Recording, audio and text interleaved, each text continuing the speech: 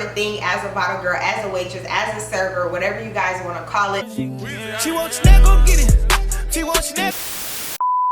Hey, what's up guys? It's Nellie Marie back again with another video. Today's video was a highly requested video, and let me just say, I actually recorded this video twice. This is my second time recording this video, so you guys better watch this video. The first time I recorded this video and like the lighting and everything was just not cool. It was not up to my standards, so I'm like, okay, let me redo the video.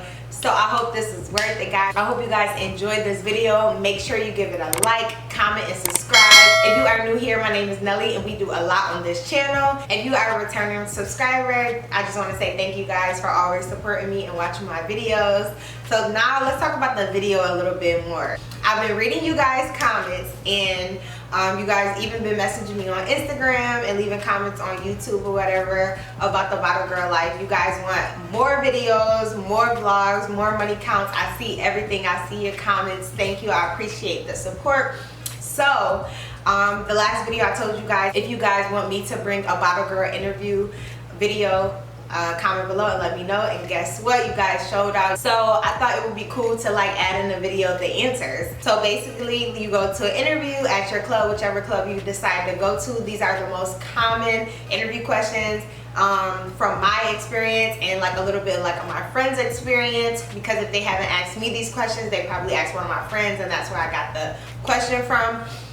So yeah, that's pretty much what the manager would ask, the owner would ask, these people when you go and ask to get a job at clubs. So this is basically anybody who's interested in becoming a bottle girl. This is setting you guys up for success so you can know exactly what they're gonna ask you when you go to the club, and kind of like be more prepared than just go at the club with no idea and you have no clue what they're about to ask you. This is kind of like a little, you know, cheat code. So if you are interested in that, please stick around. I hope you guys enjoyed this video. Like I said, this is my second time actually redoing this video, so I really hope you guys appreciate this video. So before we hop into this video, we do have a sponsorship.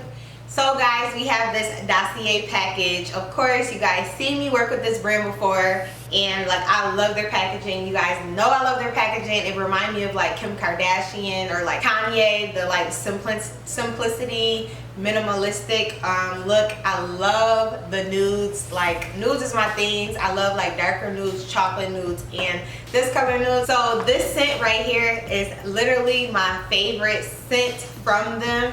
I love the one that they sent me the last time, but this one like tops it off. This is Floriento Brown Sugar. I literally wear this almost every day. This is like my go-to scent now. It literally just smells so good. Brown sugar with a touch of Floriento. It's just like so warm and so, I don't know, it just makes you smell fresh and just like clean and just like girly and just like somebody want to lick you basically. It just makes me feel like so much of a woman. I wouldn't say this is like the super stronger scent where it's just like, ew, why is she wearing that during the daytime? I feel like this can be like a daytime and a nighttime scent. This is like perfect. This is my go-to. You guys know I love Dossier because of the affordable perfume. But you guys can see my perfume rack because it is filled with Dossier now. I'm so happy that I found this brand because they have the best scents, hands down, period.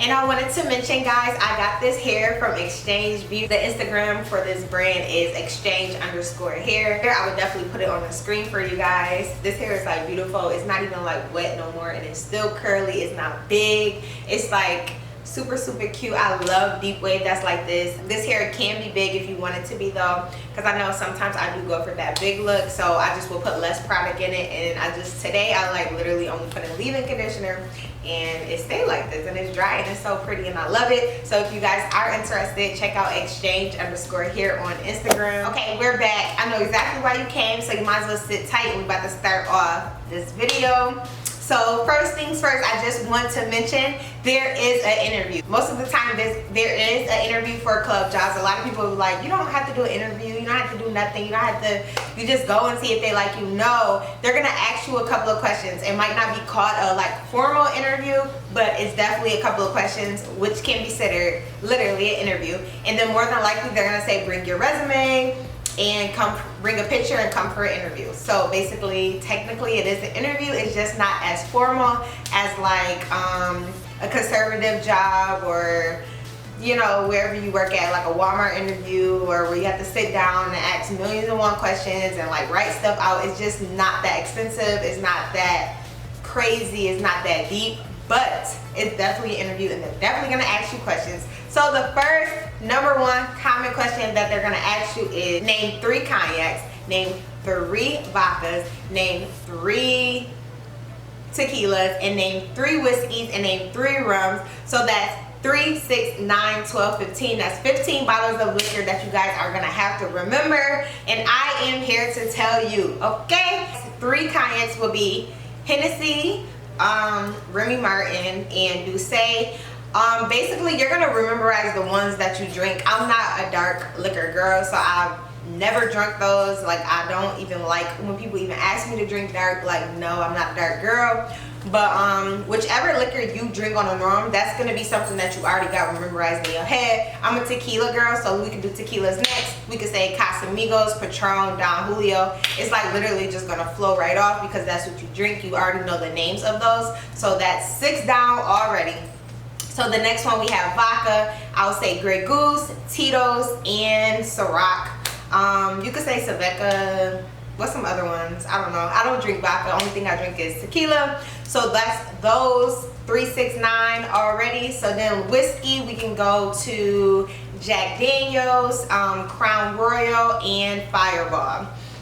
That's one that I really had to remember or like study or Google, because I really didn't know what whiskeys was for a point in time. I mean, now I do because I actually work in a club, so it's like, okay, I know what whiskeys is. People actually do order Jack Daniels. I haven't pretty much seen people order Fireball in the crowd that I'm in, but yeah, people do order whiskey. So rum, I would say like rum shots, Bacardi rum, and Malibu. I'm not pretty sure if those are the most popular ones, but who gives a damn? Like, it's still rum. You know, so if they ask you, like, you still know the answers. I'm not pretty sure because people do drink Malibu, but yeah, I don't know. I would try to remember maybe like 4 or 5 of each, just so you can kind of be more familiar with it. So if he asks you, what if he might say, give me 4 vodkas, you know?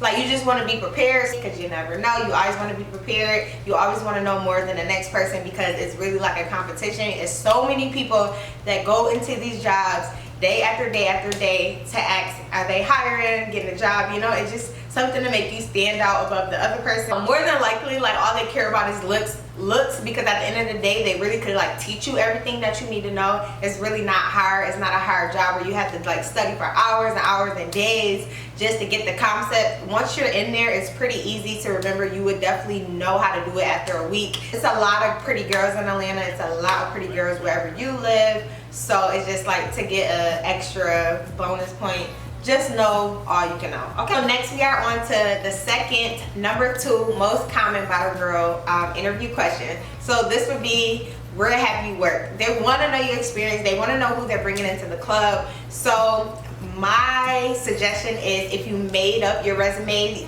your resume is not 100% accurate. You really haven't worked at all of those clubs or lounges that you put down on your resume. Just make sure you memorize your resume. It's like so embarrassing going into like a club and you say you worked here, and then they ask you like what time, how long, and you just like really don't remember. So just kind of make sure like you skim your resume before you go, kind of remember everything that you have on there. Remember like the club names and the city, if it was a different city than Atlanta, Georgia, or wherever you are. Just make sure you memorize your resume. I would kind of attach it to this one, but this is the third interview question. I would say your availability. They're gonna ask you, when are you available to work? I would definitely say ASAP. Even if you're not available to work ASAP, I would still say ASAP. And then like once you're hired, I would call them later and be like, hey, blah blah blah. This is just my advice. I say do whatever it takes to actually get into that club. You really don't have to. I mean, if they like you, they like you. So it's like, you don't have to do that. But that's pretty much what I would do. And then my availability, I would say I'm open pretty much. Even if you're not open and you can't work on Tuesdays, I would still say that I'm open, because at the end of the day, who's to say he's even gonna schedule you for Tuesday? And then at the end of the day, if he do schedule you for Tuesday, you could just say something came up, and then you could talk to him once you're hired, like I said before, and then let him know exactly what your availability is for that week. because most clubs go by availability for the week, so you can give them your availability that Sunday, and then that's for the rest of that week, and then each Sunday you are able to let them know what your availability is for that week. That's how most clubs work. I'm not sure about all of them. Remember, everything I'm saying, it does not go to every last club in Atlanta. It does not go to every last club in the US. It's just literally what I experienced so far. So on to the fourth Bottle Girl interview question. This is not really a question, this is more physical. They might have you like walk through the crowd, and this is a test just to see how fast you can get through the crowd. On Fridays, Saturdays, and Sundays, it's going to be very busy wherever you're working at, because it's the weekend. That's when people come out, that's when people party. So no matter where you work at, those are going to be like your most popping days, Friday, Saturday, and Sunday. Let me see. So they will have you like walk through the crowd, and they'll just see like how fast you can get back to wherever you started at, because it's really a task. You might think it's easy, but literally when it's super packed like that, it's kind of hard. Like, people be drunk, people ain't be in your way, people just be annoying, people just be standing there right in the middle of the walkway when you they literally know people is bringing out bottles with sparklers, and they will still stand in the middle of the walkway. Like, they're not scared to get their hair caught on fire or none of that. They just literally stand there. Like, people is dumb. And then most clubs where it's like super packed, I would say like Zari. No, I would say like Azu. Azu is so small, and it be so crowded. It's like an after hour spot, and it be so crowded, it be so lit. It's a fun place to go to. I do not see how the waitresses like get through the crowd there. But yeah, so you just gotta move. Like, say excuse me, put your hand on people when you're moving by. Just say excuse me, keep walking by, and let people know that you're not like on a fighting ship, but you gotta get by. Period. And my suggestion with that is just like keep moving, like never stop. Like, even if it's somebody dead in front of you, like just keep moving, walk around them, just keep moving, move them out the way, push them if you have to. Do what you gotta do. I literally don't stop. When I first started, yeah, like I know how to like, I would be like, oh, I'm sorry, excuse me. Now, like, I do not stop. If it's like another waitress and I see them coming, yeah, I'll move out the way just so they could get by. But at the end of the day, if it's a customer, like, no, I'm not stopping. I'm gonna keep going and make my way through the crowd, because you're going back and forth all day, like all through the night, going from the back to the kitchen, out to the customers, back to the kitchen, out to the customers, back to get a bottle, out to the section. You know, it's just like, it's a non-constant of back and forth all day long. And then if you work in a club for a while, you will know how to maneuver. The fifth question they probably would ask you is, what system have you worked on? You guys can say POS. POS is basically like a restaurant system, where it has like, it's like the system where you put in everybody order. It's gonna be like different sections where you could put in like food orders, bottles, cocktails, champagne, stuff like that.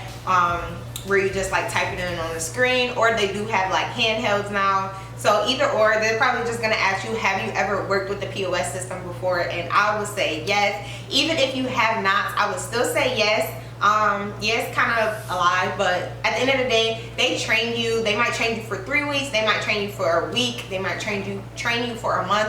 Either way it goes, they're gonna train you on how to work the system. And because everybody's system, no matter where you work, is not the same. All the drinks is not going to be under the same part. All the specials not going to be in the same part, because every club is different. So either way, they have to train you. So I would say yes, I have worked on POS system before. Moving right along onto the sixth question. This is a question that this one guy asked me. He was like one of the managers there. I don't know if it was a trick question, but it was not like a common question that I got like from other spots. So I just wanted to add this in here, because they can throw like random, quick, stupid questions in there if you ask me. But then again, it's really not so stupid, because if I didn't know the answer, then he would have kind of knew that I never worked at a club before, if you catch my drift. So this was like a trick question to me. He asked me, how do you open up a champagne bottle? I feel like that's a trick question, because literally all you have to do is take off the wrapper, screw the little wire, take off the cage, and then pop the bottle. I did that before, even when I wasn't a bottle girl, so like luckily I knew that answer already. But I guess it's not a quick trick question. Like, if you really never did it before, you wouldn't know what to say. You would say say some dumb shit. So I guess it is a good question if you ask me, but yeah, so that's the answer. So if they ask you how to take off a champagne bottle, it's literally exactly what I said. You take off the wrapper, you twist the little wire, take off the cage, pop the bottle. I always tell you guys, do not shake champagne bottles like crazy when you're bringing out bottles, because you don't want it to like squirt all over your guests or anything like that. So I kind of just like go up and down when I got champagne bottles, like real slow and like calm and like chill, collective when I have champagne bottles. Or if we bring it out like in a big Moet cage or whatever, I kind of just go up and down like that. And it's pretty much heavy anyway, so you can't do no crazy movement anyway. So yeah, just that's a tip to remember when you're bringing out a champagne bottle. And also I forgot to mention earlier when I said what are 5 different types of liquors. You can add champagne to that because they might ask you for champagne. I was never asked for champagne, like different types of champagne, but they might, and you always want to be prepared. So one champagne is Moet Rosé. I would say Moet, and then I would say Bel Air, and I would say, what's another one? Ace of Spades.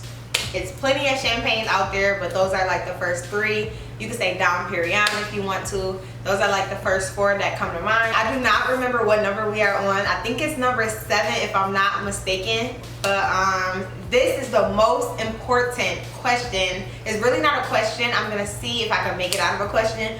But this is the most important thing as a bottle girl, as a waitress, as a server, whatever you guys want to call it. This is the most important thing to remember. It is always to get your money first. Literally, period. Always get your money first. No money, no honey. I was taught that at a club that I worked before. That's like a little saying or whatever. But yeah, so if they put it in a question, they're basically just want to see like if you would get your money first. So they can even ask you, how would you get a bottle for a customer? If they ask you they want a bottle of Casamigos, how would you get the bottle? And more than likely they're looking for if you get the money first, because you specifically have to get the money first for all purchases, but especially for bottles. Definitely get the money for a bottle first, unless told from your manager. Unless your manager told you they can pay you at the end, do not ever bring out a bottle, period, without your money.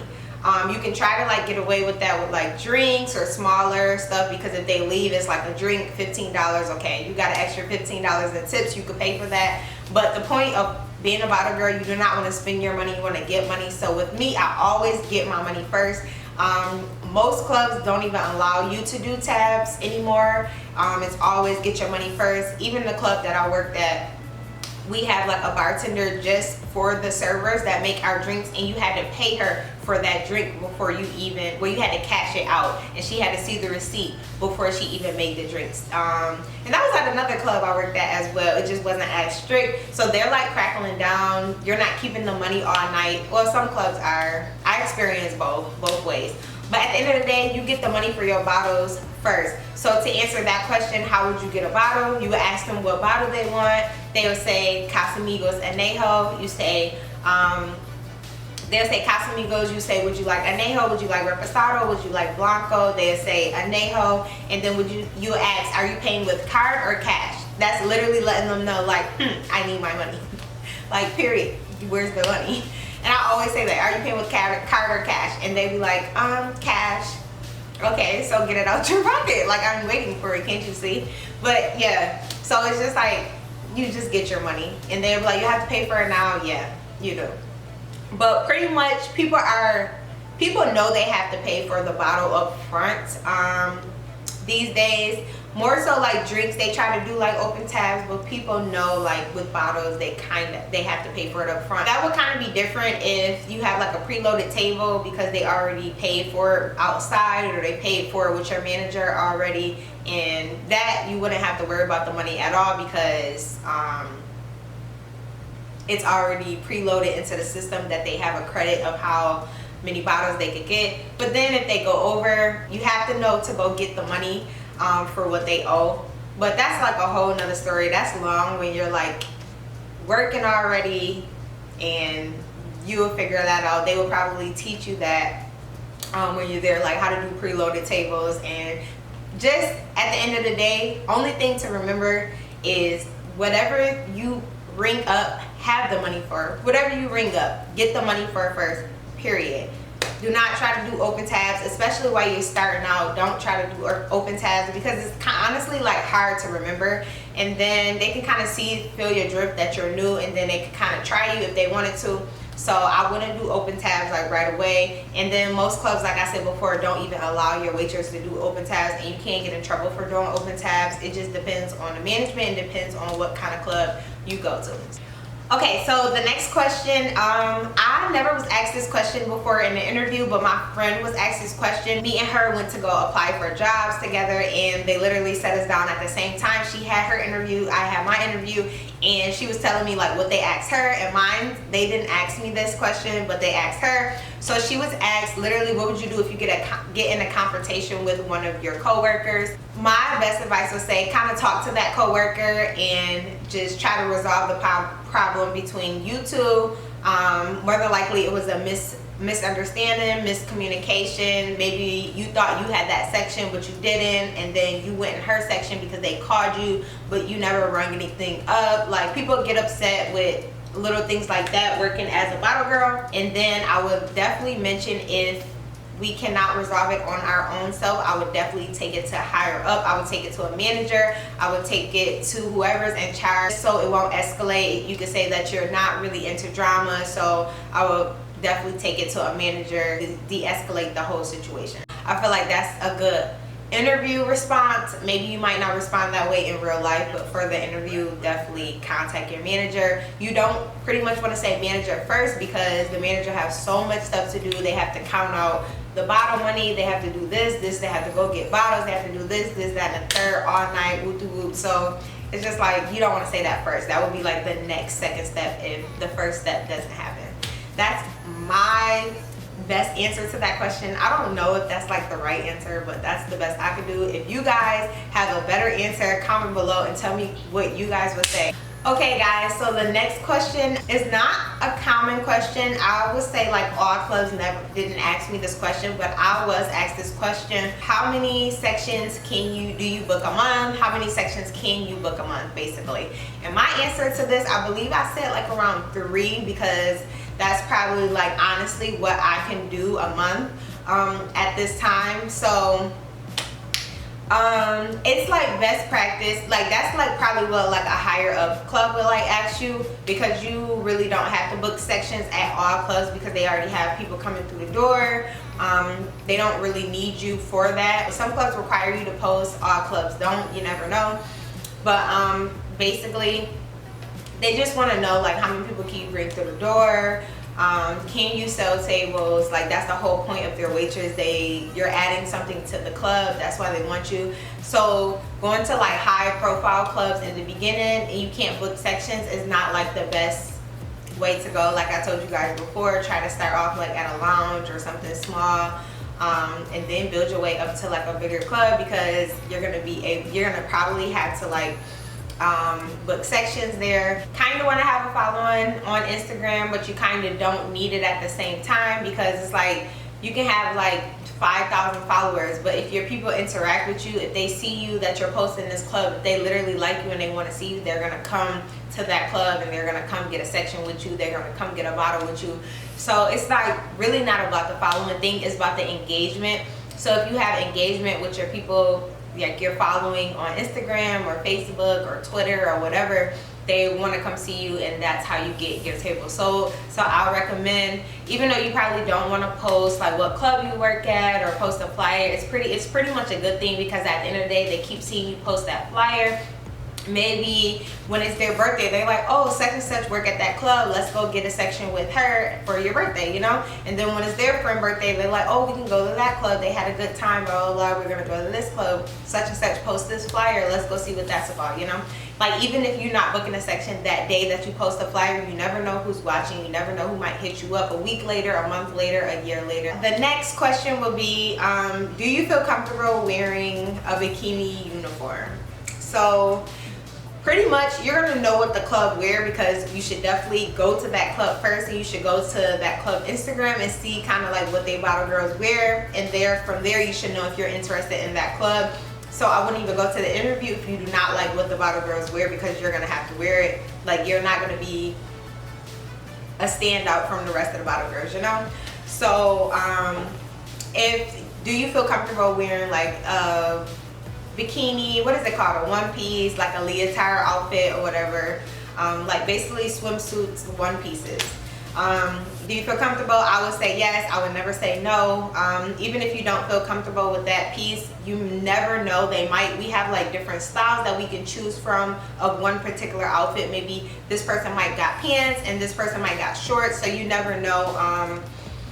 I would just say yes during the interview. I would definitely just say yes. And if you don't really honestly like uniforms that the bottle girls are wearing, do not apply to that job. And then, like, yes, you have to buy these uniforms with your own money. All the bottle girls and bartenders buy their own uniforms with their own money. So they'll be like, okay, we're getting 2 outfits this day. We need the money by next week Friday.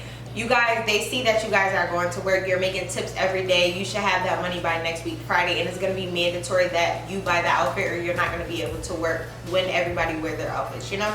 So just make sure you like the outfit before you buy it, and just be prepared that you're going to have to wear like cute, sexy stuff. I think that's the best part about working in a club. I like that. So that didn't really bother me. If it bothered you, then you probably just want to go to like a chill little lounge where they wear like t-shirts and shorts or something like that. So this next question is also an important question. This one guy asked me during this interview how to upcharge. So basically, if you don't want to know what upcharging is literally charging the customer more than what the actual drink costs in the system. So say for instance, the drink costs $14 in the system, so a shot of Tito's. You can literally upcharge them and charge them 18 or 19 if you want, whatever you want to charge them. That's so you can make extra money on that, because it's like all a part of the hustle. Like, it's literally the girls at your job should tell you like how to make more money. It's a lot of girls that don't really put you on right away. It's a lot of girls that do help you and put you on. Luckily, I had one girl, I would say about 2 girls, that showed me how to finesse when I first started, and it was like kind of like going over like how to make more money, and upcharging was one, obviously. And she told me always ask card or cash, and I kind of said that earlier to you guys, and that's literally what I still do now. So the only way you can upcharge is if the person is paying with cash. So that's why you can say, they'll be like, hey, I want Tito's, and you'll be like, okay, would you just like Tito's straight, would you just like a shot, or would you like Tito's and pineapple juice? And they'll be like Tito's and pineapple juice, and you ask, would you be paying with card or cash? And then say card, you say $14 what it actually costs. If they say cash, you'll say $19. I'm sorry, did I mess that up? If they say card, you'll say $14. If they say cash, you could say $19. Then you could take the $5 from that and put it in your pocket, you know. That's how you make extra money in the club. It don't always work. It's not gonna happen every single time that somebody pay with cash, because you have to be quick on your feet. You have to like know what to say. You have to know each prices of all the liquors to actually do that. So starting out, it probably would be hard to finesse because you don't know the prices of all the actual cocktail menu or food menu or whatever else you're trying to upcharge. You really don't know all the prices yet, but once you get that down pat, it will be like super easy to upcharge. Okay guys, so we are almost at the end. I know I've been talking you guys ears off, but this is what you guys asked, this is what you guys wanted. You guys want to be the best bottle girls you can be, you know. You guys want to get in that club, whether it's your dream club or you just starting off. You guys want to know like what to say during the interview and be prepared. So you shouldn't mind my talking, okay? So one of the last questions is, what would you do if, this is an important question, what would you do if a guest in a section asked you for a bottle? The correct answer will be, you can ask them what bottle they want and then go get their waitress, because it's not your section. And the thing about working in a club, you cannot get things for guests in what am I talking about? You do. Like, I sound crazy. I sound like that.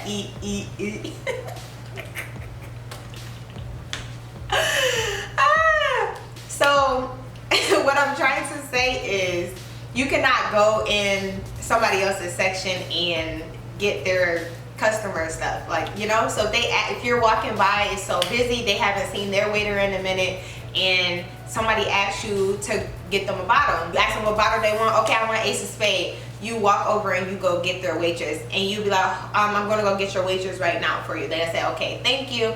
And then you go get their waitress, like, hey, they said they want a bottle of Ace of Spade. Go talk to them. I told them that I was gonna go get you, go to your section or whatever. So, or if you got headphones, earpieces, is one club that I worked at. You could like literally just say it on the mic. So and so wants you to section A, B, blah blah blah. You know. So it's definitely, just do not bring up another bottle from somebody else's section. Like, that is so rude. I'm on both sides of this, because like, if you don't know, you just starting off, you don't know. But at the end of the day, like, you will learn, do not play with people in their sections, because that's their money.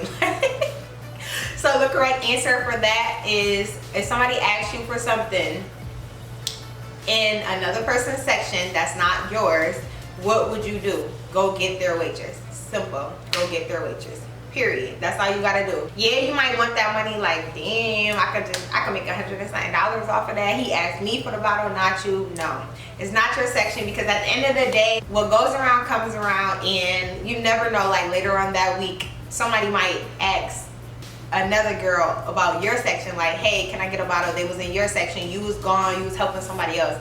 And then what would you want them to do? You would want them to come get you, so you can make your money, you know? Just because your section is not lit that night, your section might be lit 2 days from now. Like, you never know. So I wouldn't like try to double cross nobody and do no slick shit, you know? At the end of the day, go get the waitress for that section. This is the last question. We are all the way at the end of this video, basically. So the last question is, what if a guest do not like their food? Because yes, we do bring out food, we bring out bottles, and we also bring out cocktails and whatever else. You're basically like helping your section with whatever they need. So, and hookahs.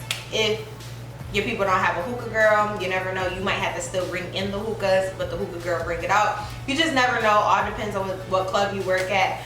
But say for instance, a person don't like their food, what would you do? My answer would be, I will talk to the manager. I will let them know, I'm sorry you was disappointed in the food. I will talk to my manager to see what we can do about getting you something else. I would tell the customer that, and I would go talk to the manager, like, hey, this person don't like their food, what could we do? Should we give them something else? Like, you want them to get their money back. A lot of clubs have like a no refund, no money back policy. Some don't. You never know. So that's why it's important to talk to the manager and just see what they want to do. So that pretty much sums up this video. I am so excited if you watched this video all the way to the end. Hopefully you guys did not skip and you like literally watched this video continuously to the end. I appreciate you guys. I appreciate my day one supporters who's holding me down since I had like maybe like 10 or 15 subscribers. I appreciate y'all. The videos are just gonna get better and better. I'm like on a road to success right now. I'm on a road to like keep making videos, push out videos. It's only 6 months to the end of the year. We at the half of the year mark, so it's time to push strong. So I'm gonna be uploading more and more videos. I have a couple of videos like an update on my life right now. You guys know I moved to Atlanta, so I want to do like an update video, and I also want to do my furnished house tour. Like, my house was been furnished months ago. I just never did a furnished house tour. What else do I want to do? I want to do like more vlogs, more bottle girl vlogs, and I also want to do more clothing vlogs. So if you guys are interested in any of that, make sure you come back, put that bell notification on so you can be notified each and every single time that I upload a video. And I just want to say thank you again so much for always watching my videos. Until next time. This is a little disclaimer. I just wanted to mention these are my answers to the video. This is not it's not really like a right or wrong business. It's just like the best way you can answer the question, and I feel like the answers that I'm going to give you guys is the best of my ability. And I was hired at a couple of clubs, so if you want to take my advice, you can. If you do not want to, that's absolutely okay. I'm not like the best bottle girl in the world. I'm not the only bottle girl in the world, so you know, like, you can get other advice from other bottle girls, other people that's in the industry. I just wanted to put that disclaimer out there. You do not have to say my exact answers that I'm going to mention in this video.